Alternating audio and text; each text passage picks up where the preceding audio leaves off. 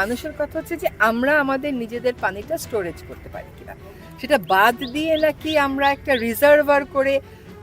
আমার ধারণা রিজার্ভারের ব্যাপারে অনেক আলোচনা হয়েছে, কারণ আমরা শুষ্ক মৌসুমে পানি পাই না।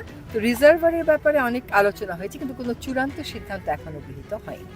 আপনার সাথে যদি আপনার প্রতিবেশী রাষ্ট্রের চুক্তি নাও থাকে, তারপরেও আন্তর্জাতিক আইনের কিছু নীতি আছে, যেমন কারো ক্ষতি করতে পারবেন না, যেমন আপনি সহযোগিতা করবেন, এগুলোকে বলে no harm principle, international cooperation principle. আর ভারতের সাথে আমাদের তো কিছু নদী নিয়ে চুক্তি আছে।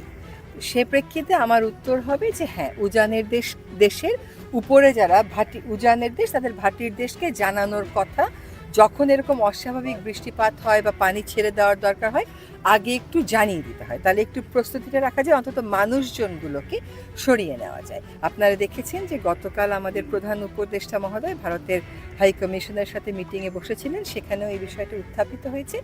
আমরাও সিদ্ধান্ত নিয়েছি যে আমাদের পররাষ্ট্র মন্ত্রণালয়ের মাধ্যমে এইরকম অবস্থা ভবিষ্যতে যাতে আর না হয়, বাংলাদেশের মানুষের যেন অভিন্ন নদীকেন্দ্রিক এইরকম মনুষ্য সৃষ্ট সমস্যা নয়। প্রাকৃতিক যেটা, সেটা তো আর কারোর হাত নেই, কিন্তু আমরা যদি একটু আগে থেকে জানতে পারতাম, তাহলে আমাদের প্রস্তুতিটা একটু রাখতে পারতাম।